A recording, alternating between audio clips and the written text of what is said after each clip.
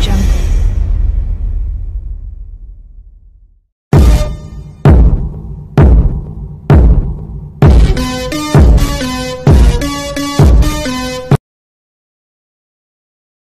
Shalom, soyez tous salués dans le puissant nom de notre Seigneur Jésus.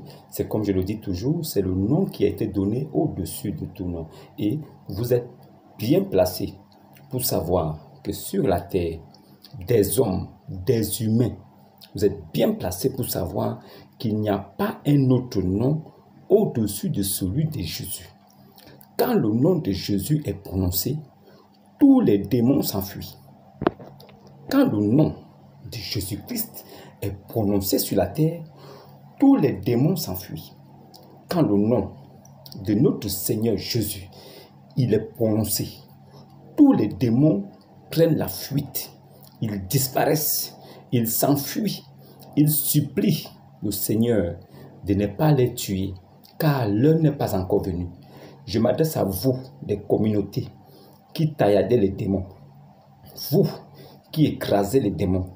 Sachez une chose, les démons sont des esprits. On ne peut les taillader. Un démon est un esprit invisible que vous ne pouvez voir, ni apercevoir, ni savoir de quel côté il se trouve.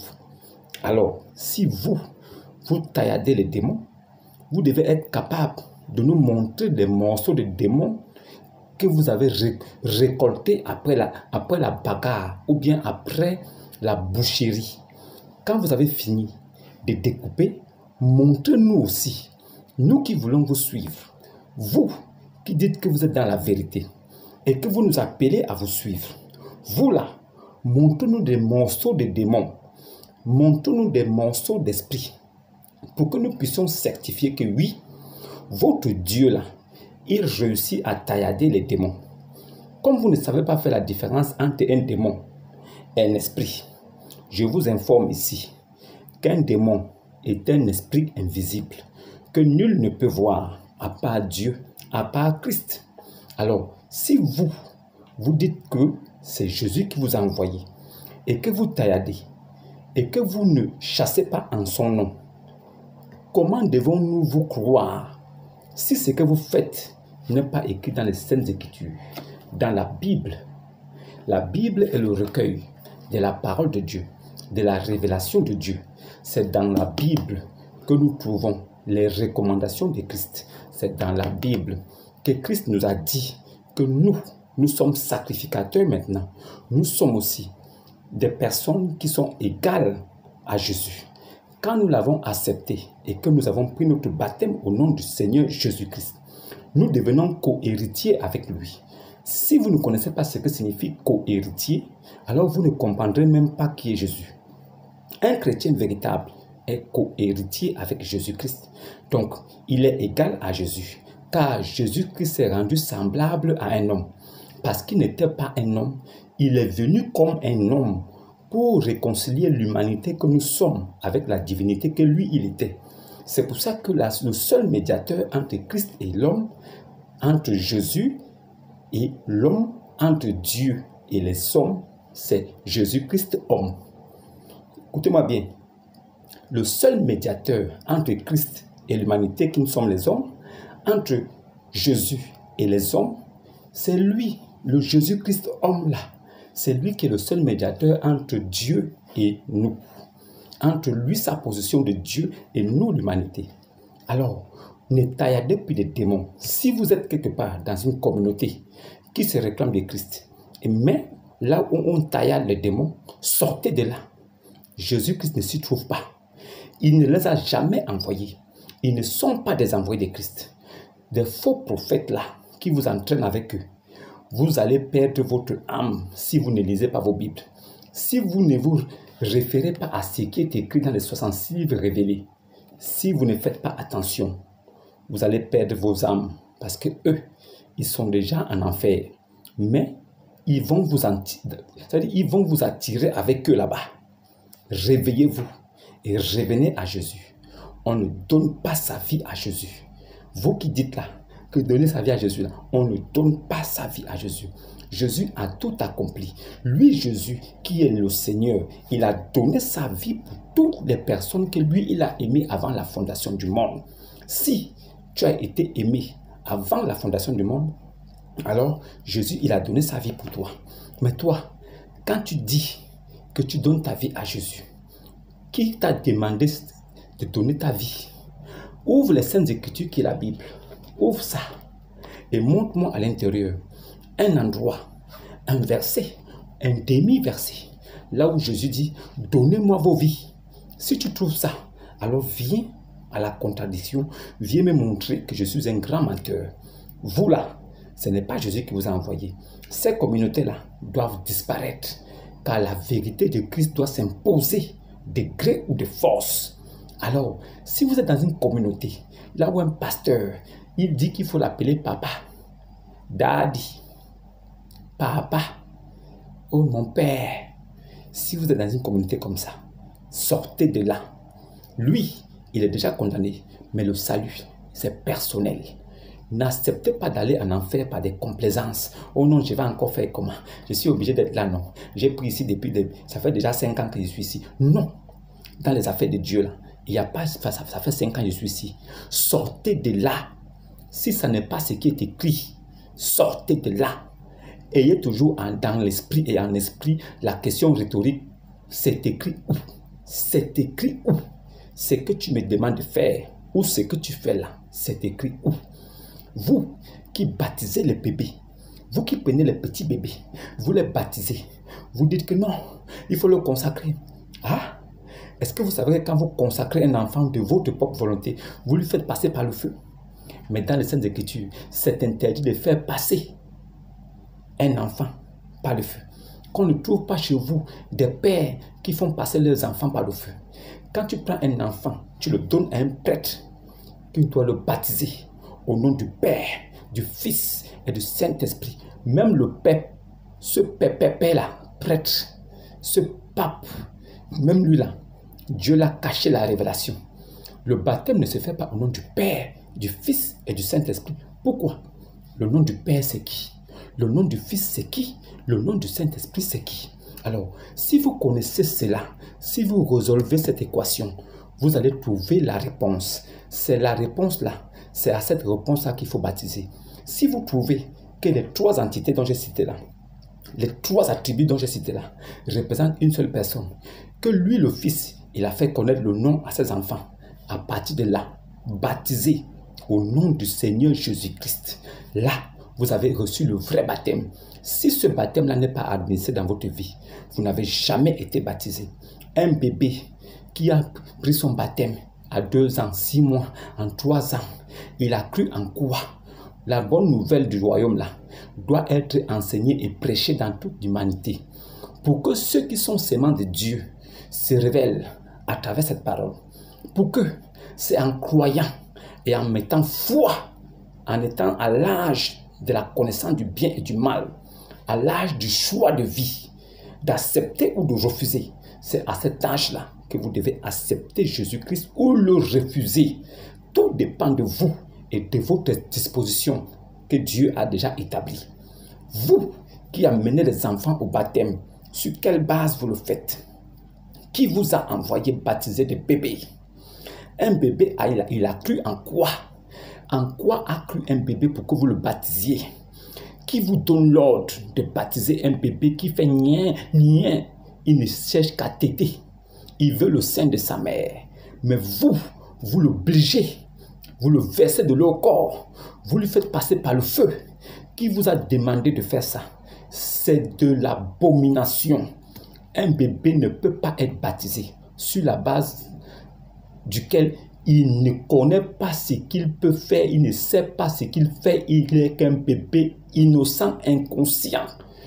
Sur quelle base on vous a dit d'administrer le baptême à celui qui va croire? Le bébé a cru en quoi? Posez-vous la question, c'est écrit où? Et posez cette question à votre pasteur, à votre prêtre. C'est écrit où? Non, il faut lui faire passer par là. Bah, tu sais, moi le père, ou moi la mère, j'ai cru en Jésus, je veux que mon fils me suive. Qui vous a dit que c'est une affaire de suivance? Qui vous a dit que c'est une affaire de suivisme moutonnier? Qui vous a dit que parce que toi, le père, tu as cru, forcément l'enfant va croire? Donc, allez changer l'histoire d'Abraham. Dieu a choisi Abraham. Il a dit, quitte de chez ton père. Pourquoi Dieu n'a pas directement pris le père d'Abraham et Abraham? Pourquoi c'est Abraham qu'il prend? Mais Dieu ne s'arrête pas là. Dieu lui permet de faire un enfant tardivement. Mais cet enfant-là est l'enfant de la promesse. Pendant ce temps, dans la précipitation et dans le souci de mourir sans progéniture, il commet l'erreur de faire un enfant. Mais c'était le plan de Dieu aussi. Dans l'impatience, il fait un enfant. Mais Dieu lui fait comprendre que ce n'est pas parce que toi, tu as mis foi à faire un enfant avec Agar, que cet enfant-là, c'est celui qui sera de l'alliance. Non, moi, Dieu, j'ai un plan différent. C'est de Sarai-là que te viendra un fils qui t'est pur, qui t'est propre. C'est avec lui que j'établirai mon alliance. Ça veut dire que Dieu avait déjà choisi Isaac avant même qu'il ne vienne au monde. Mais Ismaël était déjà là. Alors, si vous croyez que vous pouvez influencer la foi de votre fils en le baptisant bébé, parce que vous croyez qu'en le baptisant bébé, vous allez le maintenir captif, comme ce que font les musulmans. Non, vous êtes dans l'erreur. L'enfant choisira son chemin, même si vous l'obligez à prier à 2 ans, à 3 ans. Vous croyez qu'un enfant de 2 ans peut avoir quelle foi? Vous croyez qu'un enfant de 2 ans connaît Jésus? Vous croyez qu'il sait de quoi on parle? Vous croyez qu'il connaît la puissance de Jésus-Christ? Vous croyez qu'un enfant de Dieu, un vrai enfant de Dieu véritable, qui a cru en Jésus et qui a eu la révélation, il est comparable à un petit garçon de 3 ans? Vous croyez? Vous croyez qu'un petit garçon de 3 ans peut raisonner? Vous croyez qu'un petit garçon de 3 ans peut recevoir la parole de Dieu et vous enseigner? Si vous croyez à ça, continuez à baptiser vos bébés. Mais je vous dis que ce n'est pas Jésus qui est avec vous. C'est moi qui vous parle. Si vous rejetez ce que je dis, vous allez aller en enfer. Mais si vous acceptez ça et que vous détourniez du chemin que vous avez pris et que vous reveniez à la vérité, à partir de là, votre sauvetage est garanti. Mais je sais aussi une chose, vous ne pouvez pas croire. Certains croient, mais certains aussi ne croient pas. Alors, les incrédules, ce n'est pas moi qui vous juge, mais c'est la parole de Dieu qui vous jugera. Mais ceux qui croient, gloire à Dieu. Alors, aujourd'hui, j'aimerais vous poser une question encore, aujourd'hui. Si vous êtes dans une communauté où il y a un Dieu qui vous fait comprendre que vous pouvez consommer l'adultère de façon légale, sans vous acquérir de rien, que diriez-vous? Est-ce que le Dieu de la Bible est le même Dieu du Coran? Est-ce que le Dieu qui a dit que si un homme couche avec une femme qui n'est pas sienne, c'est de l'adultère? Est-ce que ce même Dieu peut se contredire 600 ans plus tard, après Jésus? Est-ce que Moïse n'a-t-il pas établi la loi en disant que celui qui couche avec une femme qui n'est pas sienne, ou bien une femme qui couche avec un homme qui n'est pas le sien, c'est une adultérienne? Est-ce que Moïse ne l'a pas dit? Jésus avait donné cette recommandation à Moïse. Moïse l'a fait appliquer. Est-ce que Moïse ne l'a pas dit? Celui qui a appelé Moussa dans la religion là. Mais, est-ce que vous êtes conscient que Dieu a dit que l'adultère est un péché? Mais, il y a un Dieu qui est venu 600 ans après Jésus, mais qui dit que lui, il a rendu ça licite, légal, pour les musulmans. Est-ce que vous croyez que ce gars peut être Dieu? Allez-y lire Saïd musulman 1405F. Vous prenez aussi la sourate 4, verset 24. Location temporaire d'une femme. Tu donnes de l'argent, en échange, elle te donne son corps, son sexe, pour une durée de 3 jours maximal. Tu peux coucher avec elle. Et après, tu peux t'en débarrasser. Tu pourras reprendre encore une autre demain si tu veux. Ça là, c'est ça là qui est dans la religion qui dit que Allah a agréé cette religion pour eux. C'est-à-dire que leur Dieu, il a agréé une religion pour eux. Preuve que ce livre n'est pas le livre de la vérité. Parce que Dieu n'agrée pas une religion pour quelqu'un. Parce que lui-même, Dieu, il est invivable. Il n'y a pas un homme qui peut tenir dans la présence de Dieu pendant 2 jours. Il n'y a pas. Si Dieu lui-même ne veut pas, il n'y a pas un homme qui peut supporter Dieu, même 1 heure de temps. Parce que Dieu près de toi, il connaît ton cœur, il sait ce que tu penses. Tous les péchés que tu sortiras de ton cœur là, À chaque 10 secondes, il va te les dire verbalement. Ça va te tourmenter à un point que tu vas t'éloigner de lui. Personne ne peut vivre à côté de Dieu. Parce que Dieu lui-même, il est la vérité. La vérité qui est en toi, enfouie au plus profond de toi, il ressort ça. Alors il te dira tes péchés à chaque fois.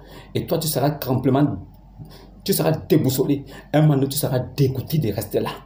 Tu vas quitter près de lui. Parce que tu sais qu'à chaque fois que tu pécheras, il saura. Alors, comment donc toi, tu peux faire des efforts pour plaire à ce Dieu-là?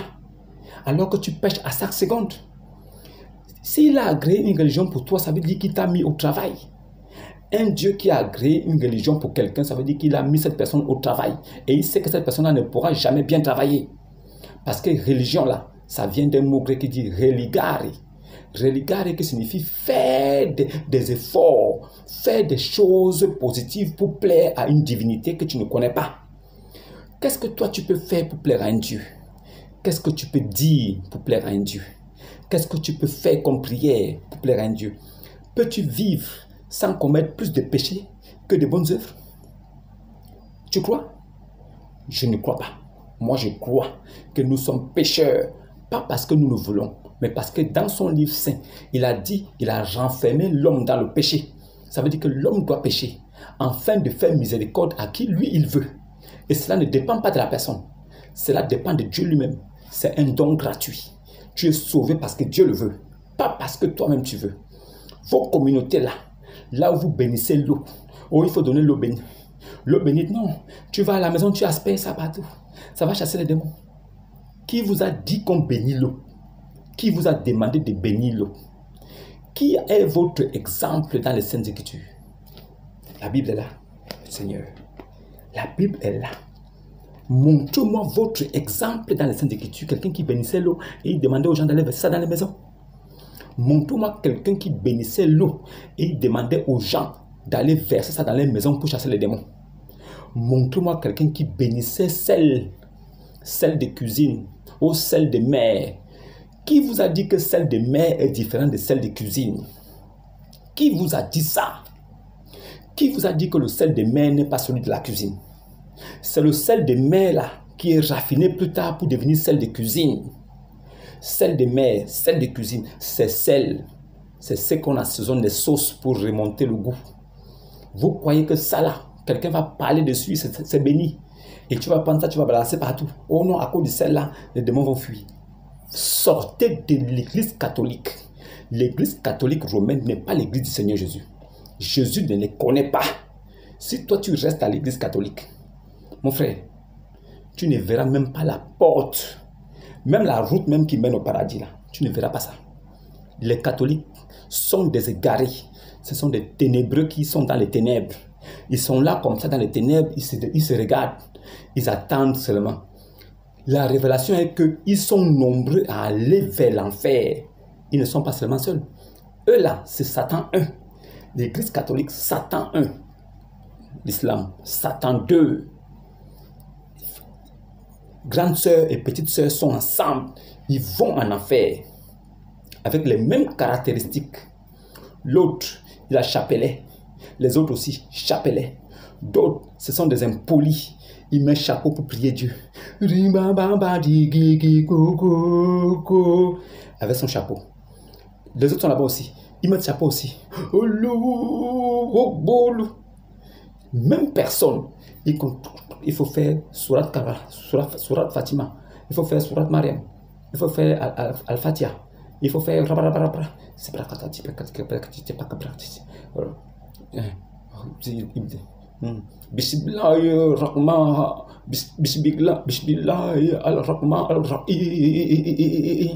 il se dit que comme ça là, il est déjà à côté de Dieu. Vous êtes dans l'erreur des égarés. Ça là, ça ne peut sauver personne. Votre prophète a dit que si quelqu'un récite, connaît par cœur les 100 noms moins 1 de son Dieu, il va au paradis. Même s'il n'a pas mis foi, même s'il n'a pas cru, s'il peut déjà réciter par cœur les 100 noms moins 1 de votre Ilah, c'est fini, il est au paradis. Blasphème, erreur, vous êtes tous des égarés. Je ne sais pas comment vous dire ça. À travers ma voix, c'est l'Éternel qui vous parle. Si vous restez dans ça, vous irez en enfer. Votre Dieu permet l'adultère. Vous êtes dans ça. Votre Dieu vous permet de louer des femmes pour 3 jours. Vous êtes dans ça avec un prêtre catholique qui fait la Sainte Seine en donnant des petits biscuits blancs. Il partage des petits biscuits blancs aux fidèles. Lui-même, il mange biscuits blancs, il boit le vin seul. Et il appelle ça la Sainte Seine. Un abominable comme ça, un maudit. Et vous êtes dans ça. Avec des intellectuels, ils sont là. Ils ont les Bibles à la main. Ah non, j'étais à l'église. Tu étais dans quelle église? Tu étais dans quelle église? Donc toi-même là, ne sais-tu pas que tu es l'église du Seigneur Jésus? Ne sais-tu pas que tu es le temple du Saint-Esprit? On était à l'église. Donc vous êtes quoi? Toi, tu es qui? Tu étais dans un bâtiment construit de mains d'hommes que tu appelles l'église. Et tu dis que tu es catholique. Tu as pris une petite galette blanche. On t'a posé ça là. Tu as avalé. Et le vin était où?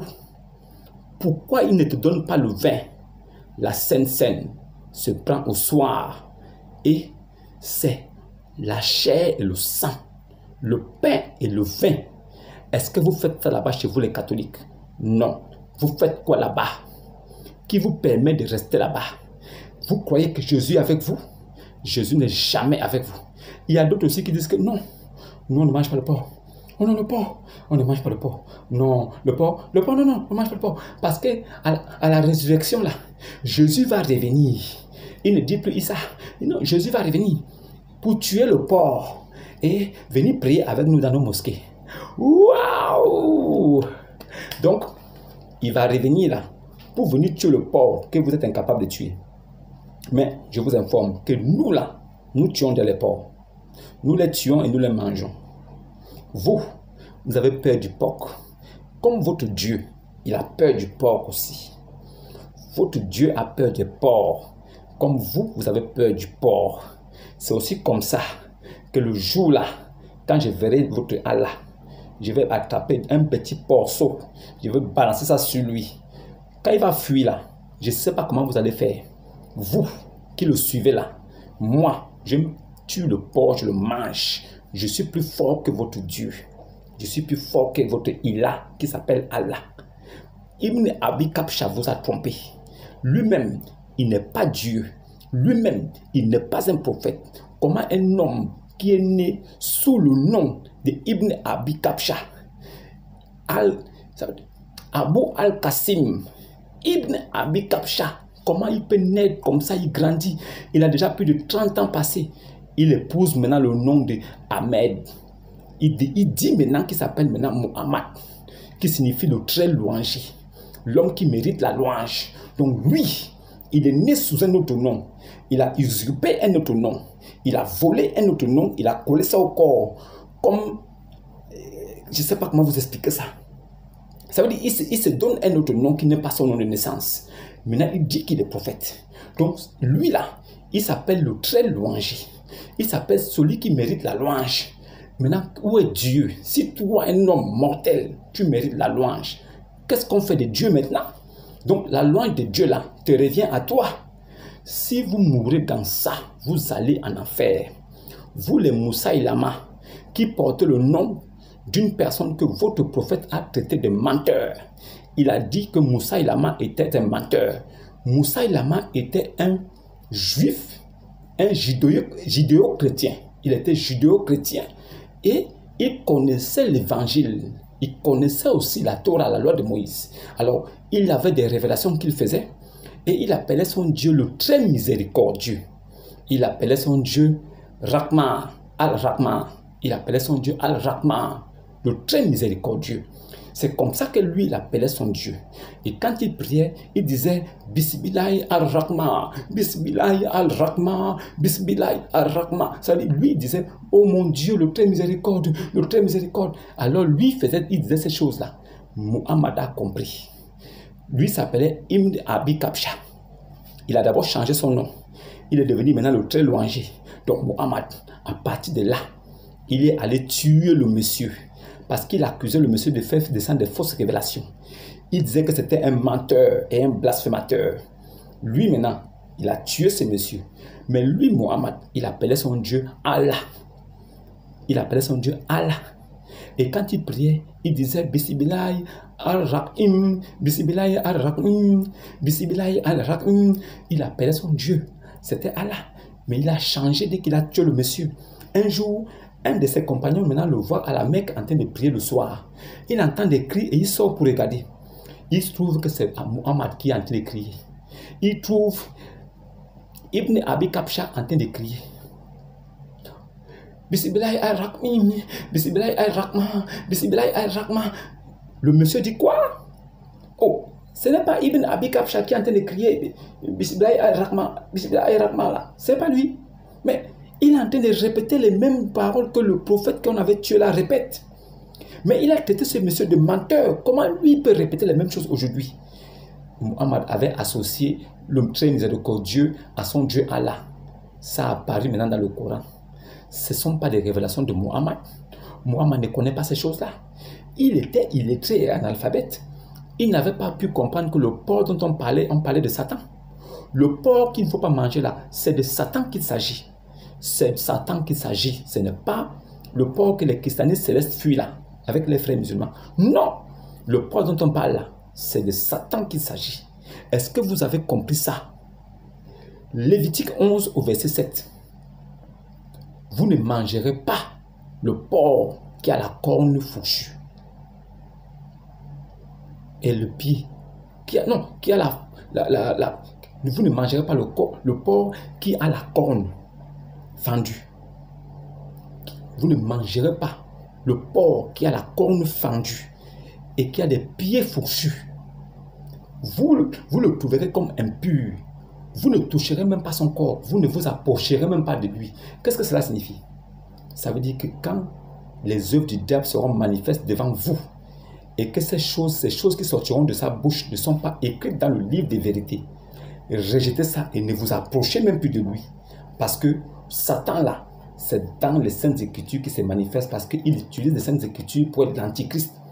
Il ne vient pas avec une évangile que vous ne connaissez pas. Il ramène l'évangile que vous connaissez. Mais il tord le sens pour vous amener en enfer. C'est de ça qu'il s'agit. Le porc en question là, c'est de Satan. Ce n'est pas le porc qui est au marché. Le porc qui est au marché là, il est bon à manger. Il est joli à manger. La preuve c'est que Jésus dans son temps, quand il vivait à Jérusalem, les porcs, il y avait des éleveurs de porcs là-bas. C'est pour ça qu'il avait pris des porceaux, il a mis ça sur. Il avait pris des esprits qui étaient dans la légion, le fou là. Il a pris ça, des porceaux là. Il a pris la légion des démons qui étaient sur le fou et il a mis ça sur les porceaux. Et les porceaux sont allés se jeter à la mer. Parce que les porcs étaient élevés en ce temps-là.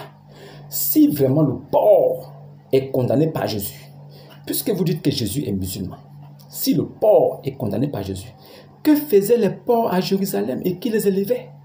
C'est des questions comme ça que vous devez vous poser pour savoir si vous êtes dans la vérité ou pas. Vous croyez que Jésus va revenir pour tuer le porc que nous pouvons tuer? Vous croyez que c'est pour ça qu'il va revenir? Non. Il va revenir pour enlever ses enfants. Et ensuite, lier le Satan, le serpent ancien Satan, le dragon, pour 1000 ans. C'est pour ça qu'il va venir. Il ne viendra pas pour prier avec vous. Si lui vient et quand il va rentrer dans votre mosquée, il va se jeter sur sa face et il va dire, mon Père qui est aux cieux, vous allez le tuer. Vous les musulmans, vous allez le tuer. Parce que vous n'appelez pas Allah votre Père. Mais lui, il appelle Jésus, il appelle Dieu mon Père. Vous ne reconnaissez pas que Jésus est Dieu.